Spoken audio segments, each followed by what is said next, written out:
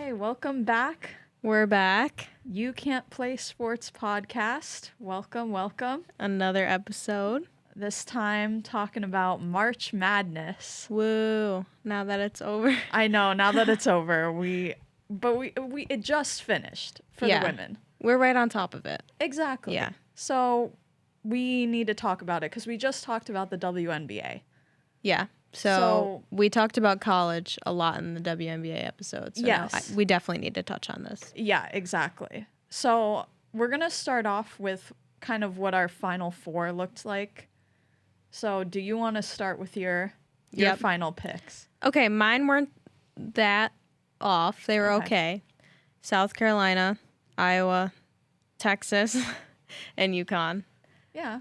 I mean, always have to put a no one was going to predict NC State. Exactly. I feel like. Yeah. So those were good picks. Yeah. I had South Carolina, Stanford, Iowa, and UConn.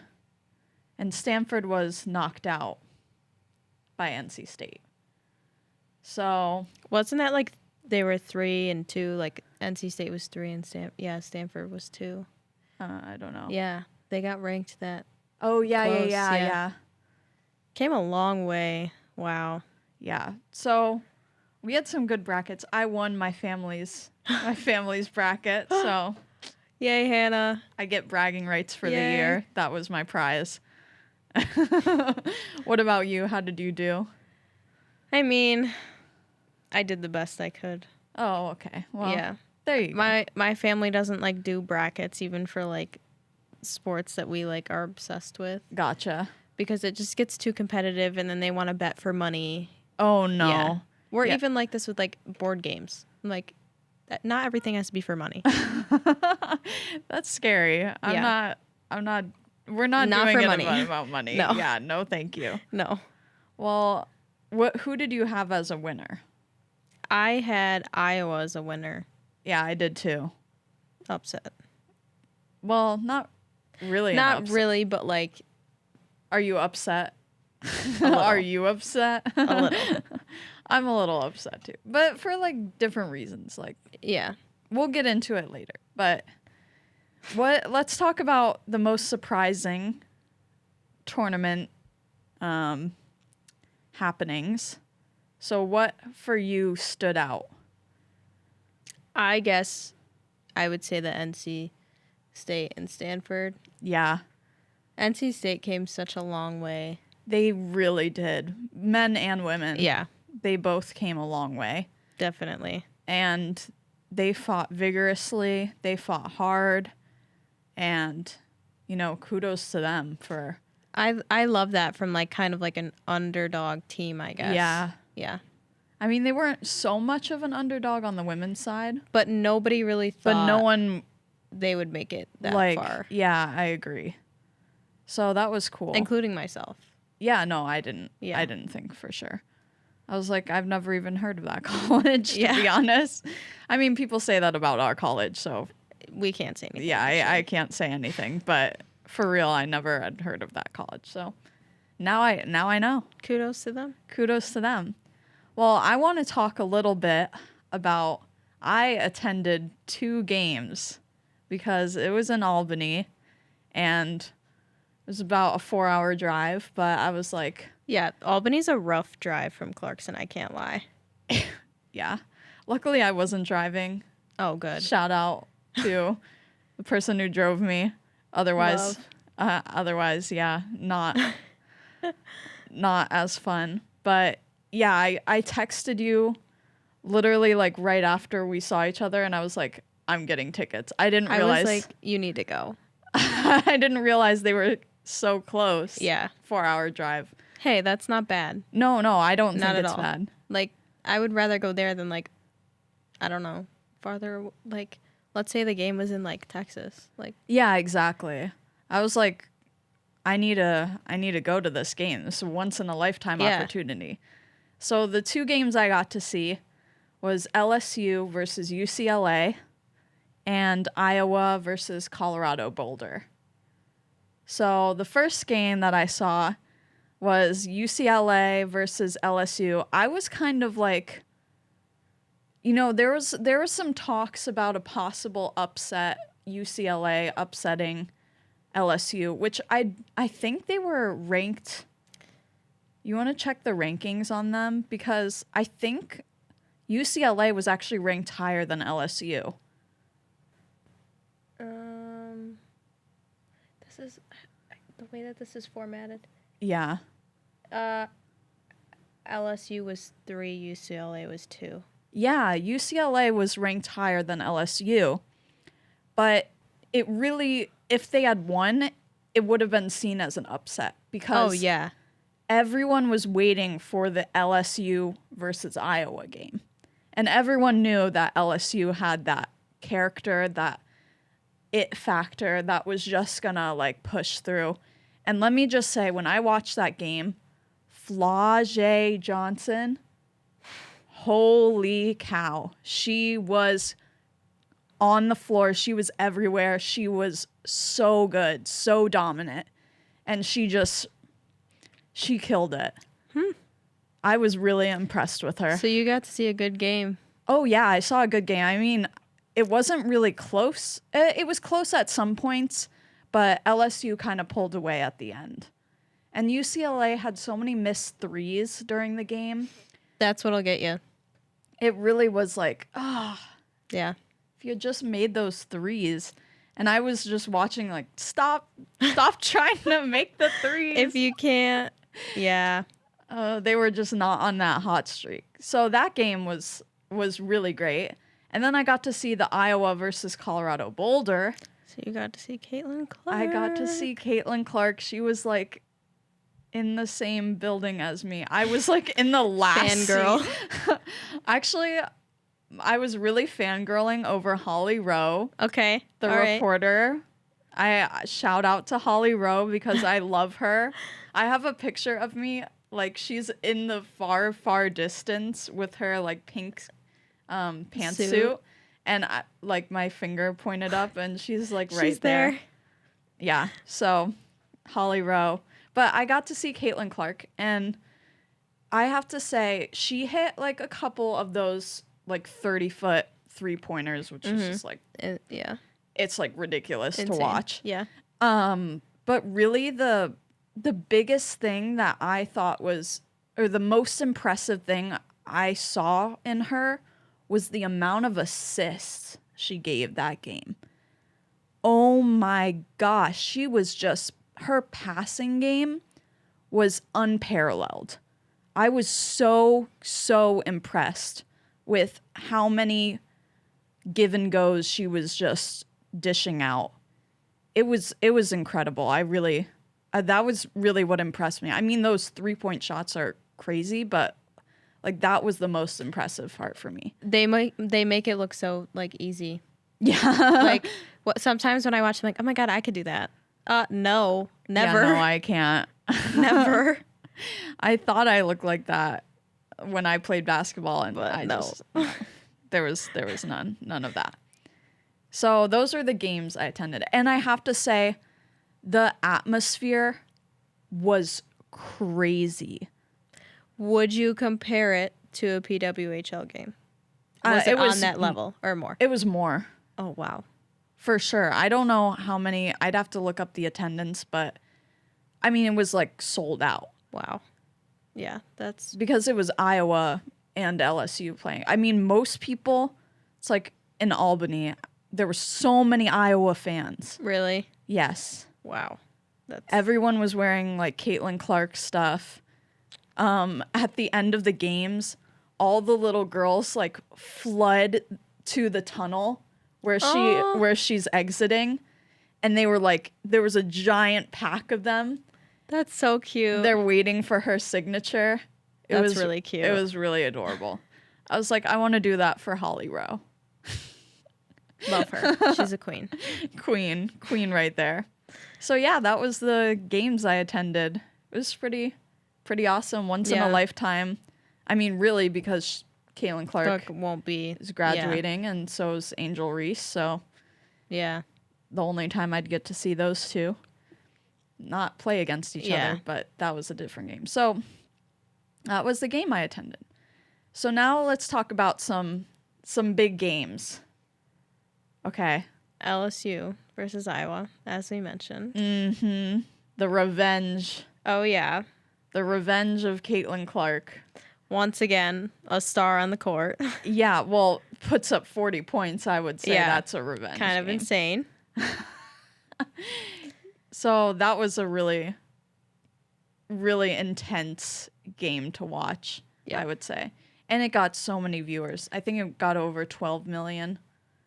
What was the 94 to 87? Yeah. It's pretty That close. was the final score, but it was pretty close back and forth, but that beginning part was just Iowa was on top of it. Yeah, they were looking for their revenge for sure. Yeah. And I liked Gino Ariema's comment after the game. Like, gosh, I hope that was a revenge tour for them because I don't want her putting up 40 points against UConn. Oh, no. No. I was like, thank you. I agree. Yeah, you're a big UConn girl. I know. Should we talk about that game? Yeah, then we'll go into the other part we have about that about the LSU game. Well, okay. UConn versus Iowa. In my bracket, for my family's bracket, I had Iowa winning. But in my heart, I wanted UConn to win. Yeah. But they've had so many injuries. And that game was just heart-wrenching in a lot of ways.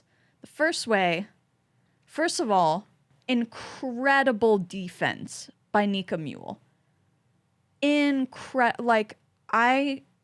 in the South Carolina-Iowa game, I think Nika Mule did the best job defending Caitlin Clark. And Caitlin Clark is not easy to defend, so kudos to her, too. Yeah, she put up... I think she had, 0 for 7 in the first quarter. Wow. Great defense on Caitlin Clark. And I think Coach Gino had, the best strategy set up to defend her. I think they were the ones that, knew how to deal with her in a way. It's a lot of watching and analyzing. Mm-hmm. And I think it's something that every team, I think, should invest in more. Because, I don't know, every person, every team has their strategies, and it's noticeable in every game. Mm-hmm. So, I don't know. I feel like some teams are really into that, and some teams are like, oh, we'll do our strategy and not follow anybody else's, to defend. LSU didn't do enough. I mean, they finally put, I think it was Flage against her, later in the second half of the game. And Flage did a great job, but it was too late. She had already put up all those points, and she was already dominating. You need to stop it before it comes. Because once she hits that, fire, she's, unstoppable, yeah. Yeah. But it's I don't know, are teams doing that enough? It didn't look like it from the game, so... UConn did a great job. You need to reassess. Yeah. I don't know. It's always something that I'm all for is, analyzing because I'm certified in analytics for sports. So it's, that's something that I'm really big on. Mm-hmm. Yeah, so that UConn versus Iowa game, we have to talk about the last call. Did you watch the ending of that game? Not the UConn, no. Okay. Well, there was a last call, an offensive foul call on UConn. Oh. Within the last 30-ish seconds. Okay. And they were down by 1 point. Oh, come on. 1 point? 1 point. And they were called for an offensive foul. Damn it. I think it was maybe a moving screen. I'm not 100% certain. I don't know if we can even Yeah. You should look it up because it was disappointing. First of all, okay, from what I've read, it was the right call. Yeah. Well, how many seconds remaining? 3.9. Yeah. It was, Oh, Edwards wasn't even given an explanation. oh, really? Yeah. I heard That's the rumor was that it was a moving screen. That's like the rumor that I've heard. That's what it says here. But I don't even know. It really, I couldn't even see it. Like when I watched the play and the ref blew the whistle, I was like, what just happened? Right. And then they give Iowa the ball. So it wasn't obvious. No, it was Okay. not obvious. It was like she didn't have the ball when she got called. Oh, what the hell? So someone else had the ball. I think Paige had the ball. And Aaliyah Edwards got called on the offensive foul. And the worst thing about that game, I mean, people will say the officiating was horrible. People will say that, but Always happens in those kind of games. they'll always say that, like, no matter what. And I think UConn would agree that, like, we were up a lot. We should have, done better, whatever. Like, it's not always officiating. Officiating plays an important role. But that call was... Changed the outcome of the game. I wanted that last shot. Yep. That's what... Like, that would have been so cool to see someone put up... There's 3 seconds left. Someone just put up down by 1. Just put up a shot. Lock it in. Buzzer beater. Yeah. Like... That would have added so much excitement. Yes. Yeah. And we didn't get that opportunity. That is the worst part of that game. She apparently told reporters that she thought it was clean. Okay, well, analysts say, from what I've read, is that it was a call, but did it have to be made? No. But it was right in front of the ref. So, okay, if it's right in front of the ref, then they're obviously going to see it. It's not like, oh, it was But it's not still, visible. I don't know, like... I would have just let it go if it were me. I couldn't even see it. I was so confused. I was watching the game, and the whistle gets blown, and you're just like... It's so stupid that something like that would change the outcome of a game. Mm-hmm.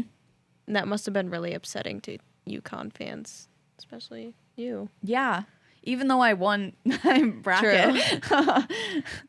But yeah, that was definitely upsetting. Yeah. Yeah. So there was the outcome of that game. That's my opinion. Is I'm just sad that we didn't get that buzzer beater shot. Yeah. We missed out on that buzzer beater. That's the most heart-wrenching for me. We didn't even get a chance. We just turned it over, and it's just Iowa's ball. That's painful. So that was a painful game for me to watch. But I won my bracket, so I don't know. You take what you can get, I guess. Yeah, exactly. Okay, do we want to talk about... Let's talk about Iowa versus South Carolina, and then we can go in. Okay. Yeah. So let's talk about Iowa versus South Carolina. Final game, championship game. Scary nervousness. Oh, yeah. Well, South Carolina, I feel like, was favored to win. Undefeated team. Yeah. Great bench. Powerhouse. Powerhouse players. Powerhouse coach. Oh, yeah. And they won. They dominated. Yeah. So 87-75. Yeah. That's a kind of a dominating score. But the beginning of the game, I'm pretty sure Iowa was up 10-0. Oh, okay. That was just the beginning of the game. So I was like, whoa. Yeah. But, there's something about that South Carolina team. They have it going on. They have it going on. Their rebounds were incredible. Their bench points was 37 bench points to 0 on Iowa's side. Whoa.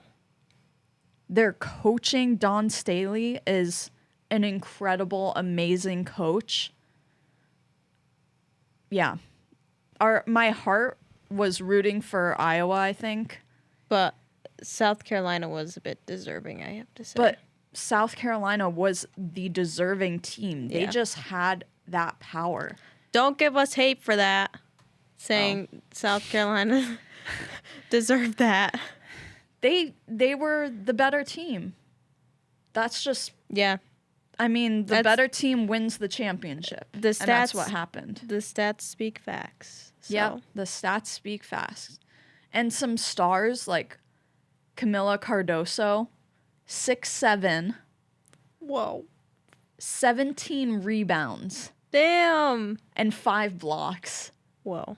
Damn. She was incredible.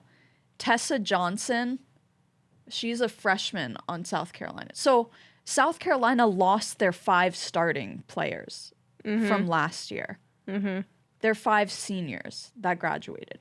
And so they have like a brand new team. And this still happened. Yeah. Yeah. Wow. Tessa Johnson, I just want to shout out her 3-pointers. She just was very precise. Gross. Yeah. Just made them perfectly. And it was beautiful to watch. So the freshmen on that team, it was like... Yeah, shout out to them. Shout out to the freshmen on that Filling team. in the missing pieces. Mm-hmm. They did a really great job. And then, of course, Caitlin Clark. Obviously, every game, outstanding. She was a star. She had just incredible vision on the court. Her assist game, her long threes. Unmatched. Yeah. And really, I think her impact on the sport itself, on women's college basketball, is unmatched. Yeah. So that game was, it was like in my heart, I wanted Iowa to win because I wanted that for Caitlin Clark. I think a lot of people did as well. Yeah, I think a lot of people would agree with that.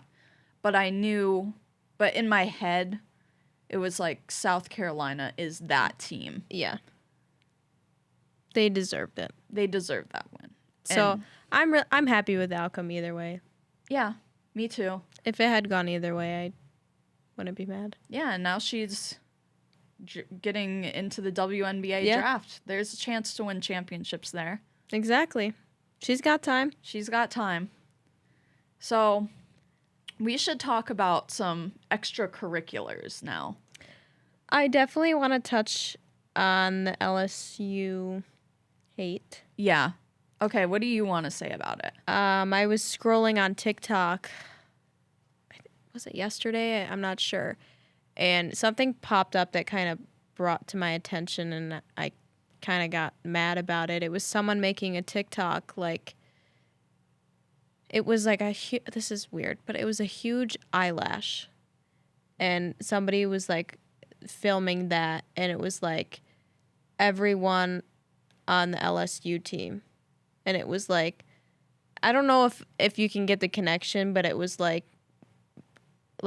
outright racist, saying that all the African-American women on the team have, like, big eyelashes, and apparently that makes the whole team.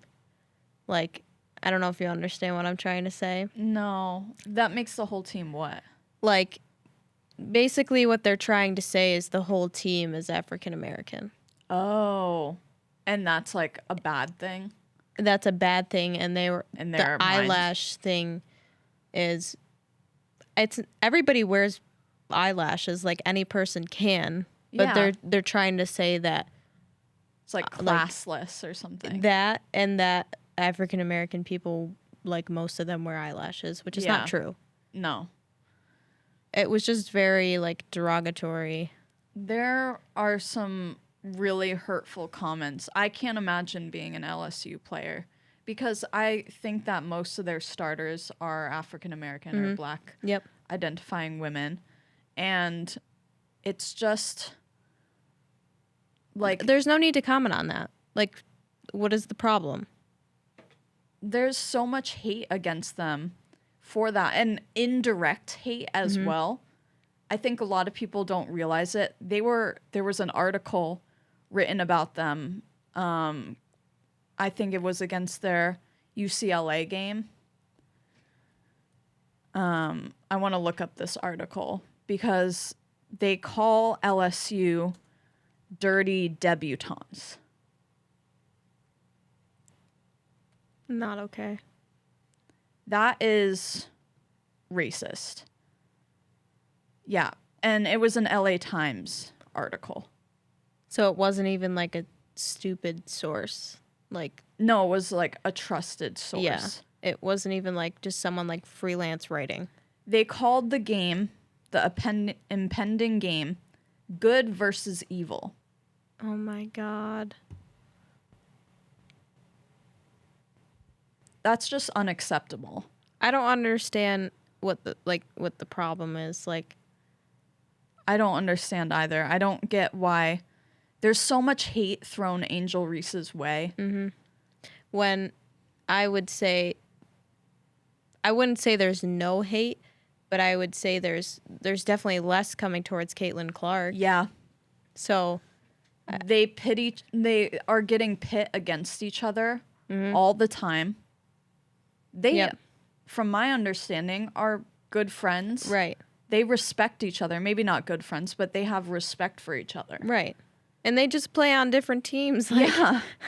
They could be playing on the same team soon. Right. You never know. So it's just unacceptable, the racism that's being put on these young women who are thrown into the limelight. And who are just trying to play basketball. Yep. Like, let them play. On that note of hate. Oh, yeah. Should we talk about the hate comments that I got? Like, oh my God. Okay, shout out to our haters. Who feel the need to comment on our Instagram. On our Instagram. I post clips of our podcast on the Instagram.